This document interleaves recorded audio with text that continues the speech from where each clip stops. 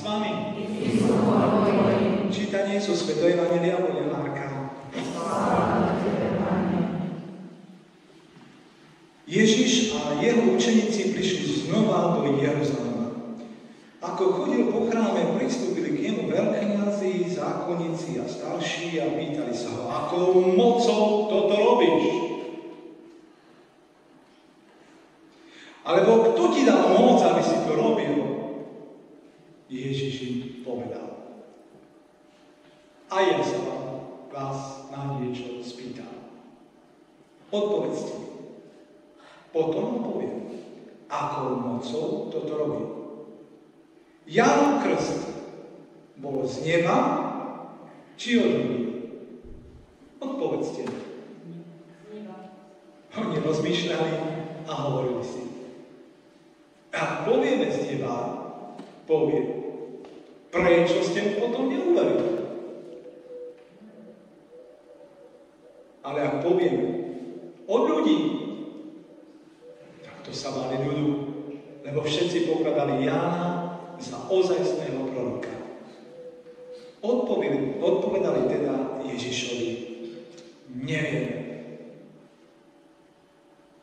A Ježiš im odpovedal, ani ja vám nepoviem, akou mocou toto robí. Počuli sme slovo Pánovo.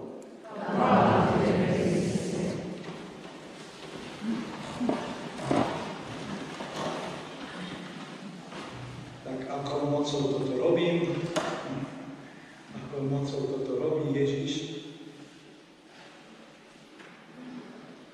akou mocou to robí Ježiš. Mocou svojej lásky. Mocou svojej lásky. Dnes máme túto svätú omšu taktiež v rámci nepoškvrneného počatia do srdca Panny Márie, tak? Srdca Panny Márie. A viete, čo je vlastne nepoškvrnenosť? Keď cirkev s vami nepoškvrnenosť. Čo to znamená?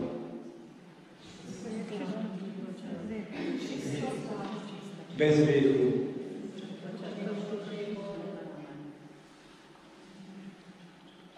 Áno, bez hriechu, ale čo to znamená bez hriechu? Božia Matka, jej srdce nikdy nevpustila do svojho srdca Mária, nevpustila do svojho srdca zlý obraz o Bohu. Nepoškvrnené srdce sa nesústredí na hriech, ale sústredí sa na Boha samotného. Nepoškvrnené srdce nepozerá dole, ale pozerá hore. Nepoškvrnené srdce sa nebojí hriechu. Prečo? Pretože je stále u Boha. Toto bolo srdce Božej Matky Panny Márie. Mária nevpustila do svojho srdca zlý obraz o Bohu samotnom, že by keď Boh od nej bude žiadať, alebo keď sa ten anjel, teda Gabriel, keď prišiel za ňou a povedal, ty počneš a porodíš syna, tak ona nepovedala, alebo lepšie nenechala vstúpiť do svojho srdca, že tak toto sa Boh nejako zmieril, pomýlil, zlú adresu dali. Ona stále mala v srdci to, že ak toto je Božia vôľa, tak to určite dopadne ako? Dobre. Nech sa stane podľa tvojho slova.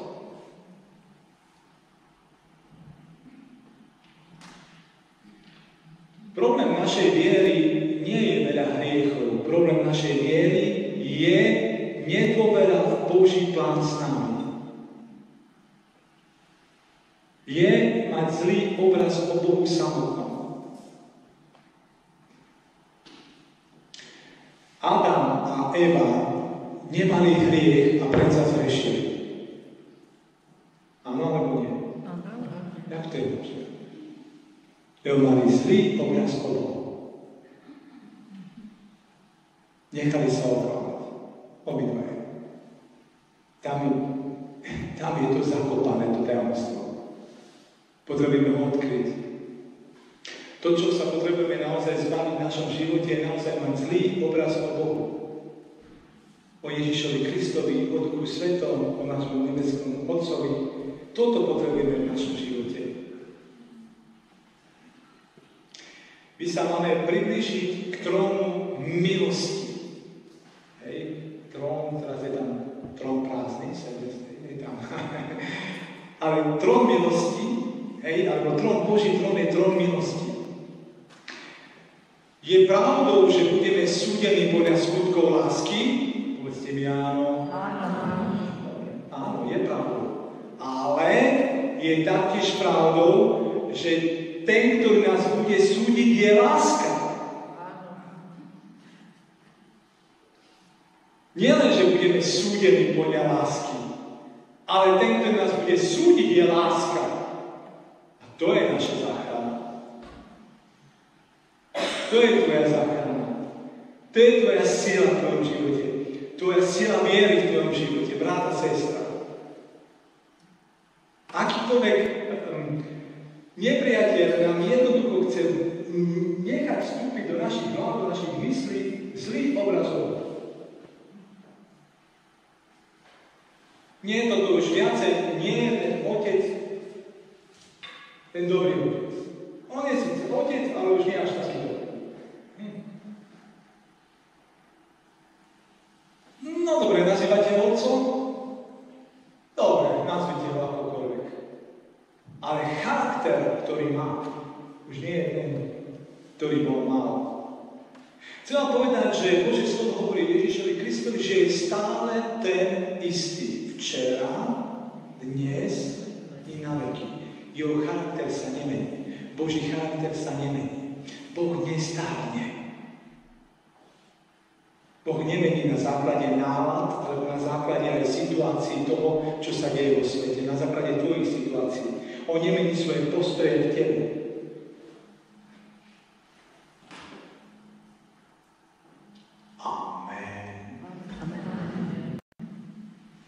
Preto aj kňazi, hoci sme takí, akí sme, záleží na to, ako sa vyspíme. Sme taktiež len ľudia, chcem ti povedať, že akýkoľvek kňaz by tu bol, vždy slúži svetu omšu, ktorá je platná však. Prečo? Pretože slúži v mene Krista, ktorý je stále ten istý. Ktorý je tu. Pritom stále ten istý. Včera, dnes i na veky. Niekedy z toho, samozrejme, my kňazi môžeme mať taký zmiešané pocity, lebo všeličo možné sa deje v našom živote.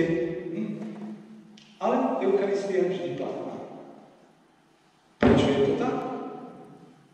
Prečo je to tak?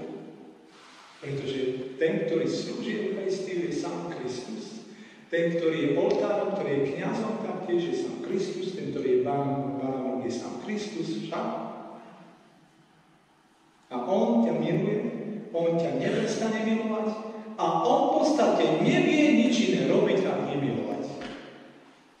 Ak mu môžeme niečo vyčítať, tak mu môžeme povedať, teraz to tak povieme naozaj, že je familiárne. Dúfam, že ma pochopíte. Ježiš, ty nevieš toho robiť veľa. Ty vieš len milovať.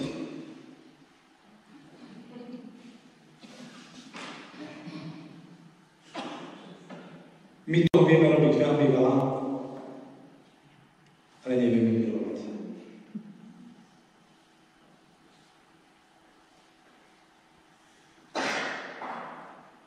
Akou mocou toto robíme?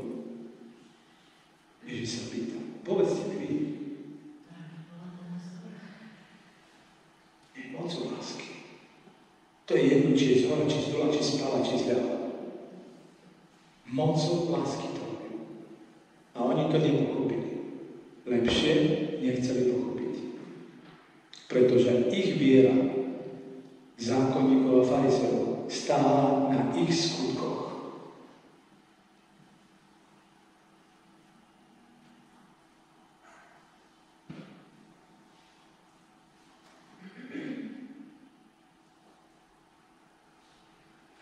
Ešte raz poviem. Starozákonníctvo je viera, ktorá stojí na tvojich skutkoch. To, čo ty dokážeš, to, čo ty zvládaš, to, čo ty vieš. Nová viera nového zákona je o tom, aby si sa zmocnil toho, čo Boh vie a čo dokáže. Nič viac, nič menej.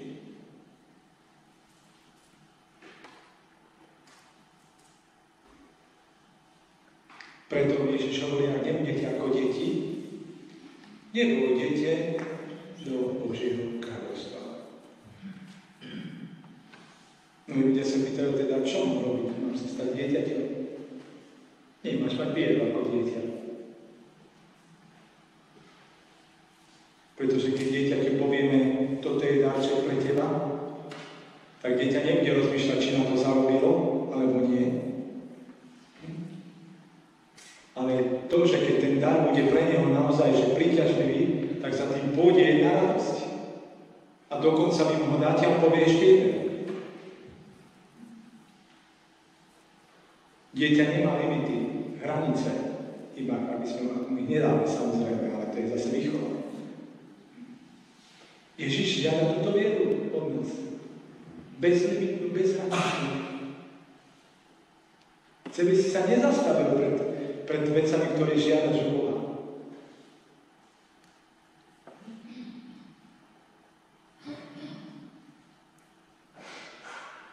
Ježiš to pripomína v Evanjeliách napríklad takto, že príde priateľ za priateľom a bude klopať na jeho dvere a bude hovoriť, hej priateľu, prosím ťa, chýba mi niečo, tak mi to daj. A ten priateľ povie, ale tak ma neobťažuješ, ako spím a moje deti tak nespia, ty ma tu obťažuješ.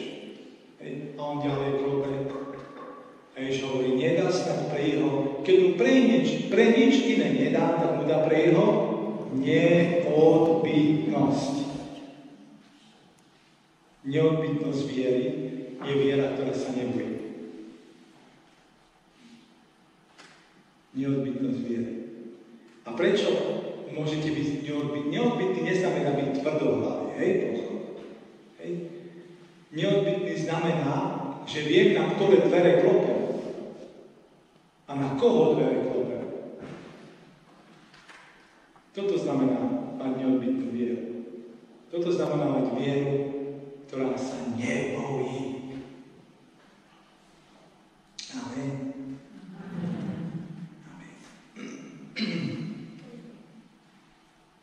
Amen. Nebudem sa báť zlého, lebo ty si stále so mnou. Ďalšia vec, ktorú by som vám chcel ešte dať do pozornosti, je veľa ľudí, ktorí sa bojí zlého.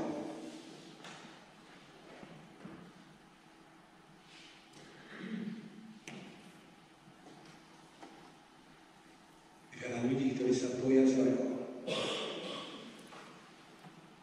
Nebudem sa báť zlého, lebo ty si stále so mnou. Ako je na tom tvoja viera, vaša viera, bratia, sestry?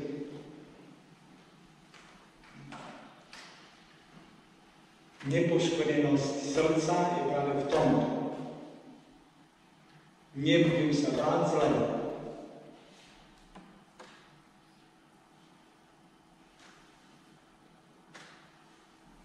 Chcem vám povedať, že diabol nedokáže to, čo si zaumieni.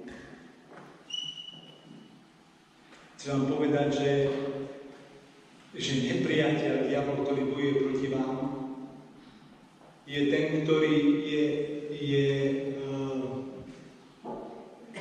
ako by som ho nazval ešte, aby mal na mňa nervy. Je to taký šuflikant. Pretože musí dať do šuflíka všetky svoje plány. Lebo sa mu nevydajú.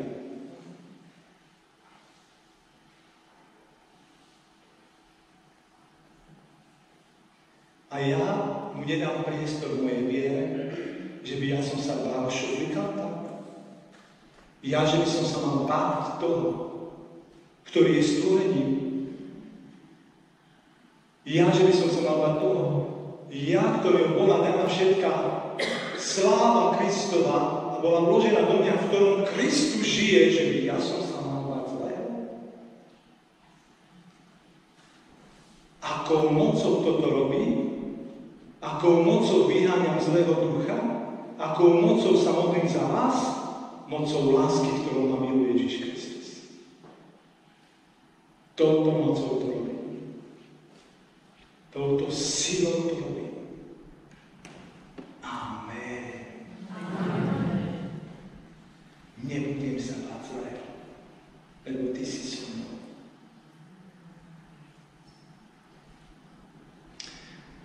A zlý vám bude stále chcieť dať oči dole.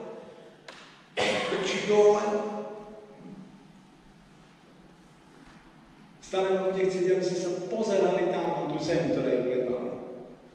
A nie do neba, skáde vám prichádza pomoc. Hľadte na to, čo je hore, nie na to, čo je na zemi.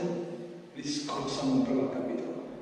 Hľadajte to, čo je hore, nie to, čo je na zemi. Tam, kde Kristus sedí po pravici Otca. Amen. Amen. Naozaj najväčšie, keď chcete naozaj robiť nervy nepriateľovi, tak hovorte mu, ja som milovaný syn. A čo ty chceš teda? Mňa Boh miluje. A teba?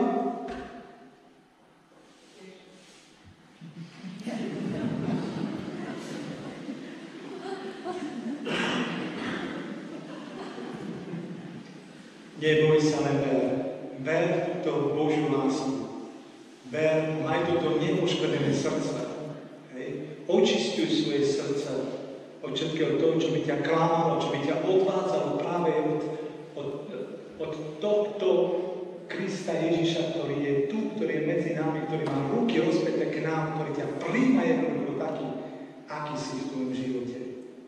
Amen. Amen. Takže toto je ten náš štít viery, dobre? Lebo písmo hovorí však, keď ste Efezanom, 6. kapitole, že si máme zobrať Božiu výzbroj a máme si zobrať štít viery, ktorým čo? Ten štít, čo má za úlohu? Obraňovať plečie pred šípy, plnú zloducha. Ten zloduch, Satan, diabol, nasmeroval na teba šípa, puko, je to púšťať, A ten šíp letí, pozor, on letí, on to vypúšťa. Ako budeš čeliť tomuto šípu? Tým, že sa mu uhneš a trafi toho tvojho kamaráta?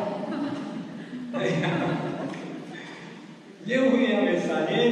My nie sme tí, ktorí súpame na záhudu, hovorí taktiež list Hebrejom 10. kapitola, ale my sme tí, ktorí vytrvalosťou dosahujú prisľúbenia, ktorí čelia práve nepriateľovi, práve týmito Božími zbraniami, ktoré majú.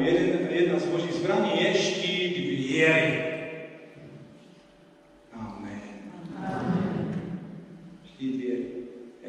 A štít viery je postavený ešte raz na základe toho, že viera sú oči, ktoré vidia Boha taký, aký je. A to je zo zjavenia. Viera totiž sa krmí zjavením. A zjavenie je niečo, čo nie je z nás, čo by sme si povedali, že je tak. Ale zjavenie je niečo, čo nám dal a prišiel hovoriť Ježiš Kristus. To je zo zjavenia, hej? Boh nám to dáva, Ježišovi Kristovi. To je zjavenie, je to z nás. A preto čokoľvek je zo zjavenia, je v dogme. To znamená, že je hodné prijatia, dokonca bum, nebo takou pečaťou, že tomu musíš veriť. Hej? To je zjavenie.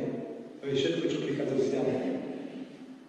Pre štít viery mám vieru, ktorá pozerá na to, aký Boh je, ktorá sa živí zjavením, ktoré mám od Pána Ježiša Krista, ktoré mám skrze samozrejme cirkev, aj skrze sviatosti, skrze Božie slovo, čelím odhľadom zlého, mám nepoškodené srdce a keď sa mi nejakým spôsobom dostane tam nejaké blátko, tak čo ti na to blátko?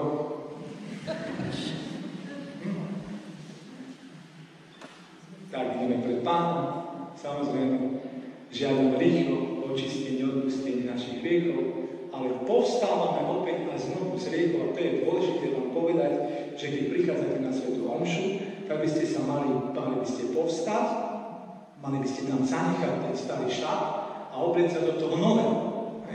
To znamená, že odchádzam zo spovede ako syn. Mohol by som prísť ako ten, ktorý sa cíti nehodne, ale odchádzam ako ten, ktorý na ktorom sú opäť a znovu všetky Božie požehnania, ktoré len môžeš obsiahnuť. Preto by bolo krásne, keby ste zo svätej spovede, tam zo spovedenice, že skákali od radosti. Hej? V tých úvodzovkách, že to bolo vidno na vás, že idete zo spovede, že jednoducho máte tú radosť, že jednoducho môžeš povedať, wow, Ježiš mi odpustil, Ježiš ma príjma, Ježiš opäť a znovu je uvoľnená Božia moc a sláva nad môjim životom. Potom by to mala byť iná slávnosť. Hej, však aj tá eucharistická. Takže, bratia a sestry, veru nám žehnám naozaj, nech viete čeliť týmto zvodom také zlého, úkladom zlého, ako hovorí Božie slovo. Trošku mám ešte hlas taký chytený, aby ste vedeli naozaj mať tú vieru, ktorá sa nebojí. Páčite sa ešte raz týmto zakončím Bohu. Ste obľúbení v jeho očiach. Boh nedal svoj život za nejakých šialencov, dal život za svoje deti a tým si ty a ja. Amen. A keďže dal za teba svoj život a ho skriesil Ježiša, tak túto moc bude prejavovať v tvojom živote neustále, do konca vekov. Neustále bude prejavovať svoju moc, svoju silou, svoje lásky. Nech sa tak deje v mocnom mene Ježiša Krista. Amen.